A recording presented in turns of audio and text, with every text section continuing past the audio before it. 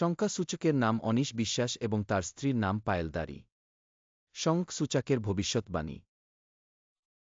আমার বাবা আমাকে বললেন আমি সংখ্যাসূচক।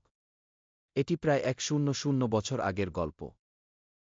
আমার বাবার দাদা, আমার বাবার বাবার বাবা একজন জমিদার ছিলেন। তার গৃহে ভবিষ্যদ্বাণী করা হয়েছিল যে এই বংশে সংখ্যাসূচক নামক কেউ জন্মগ্রহণ করবে। এটি ভবিষ্যদ্বাণী করা হয়েছিল যে এই ব্যক্তি 2022 সালের মধ্যে একটি মহান সংঘাত বা যুদ্ধের সময় একটি গুরুত্বপূর্ণ ভূমিকা পালন করবে।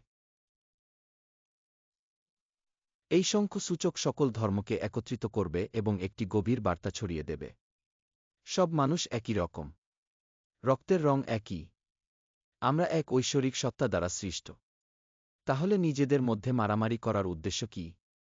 কেন এই নেতারা আমাদের জাতধর্মে বিভক্ত করবেন? ধর্ম শান্তি চায়, যারা শান্তিতে বিশ্বাস করে তারা যেন অশান্তি সৃষ্টি না করে। অন্যকে দেখাতে নয়, অন্তর থেকে ভালো করার মধ্যেই প্রকৃত ধর্ম পাওয়া যায়।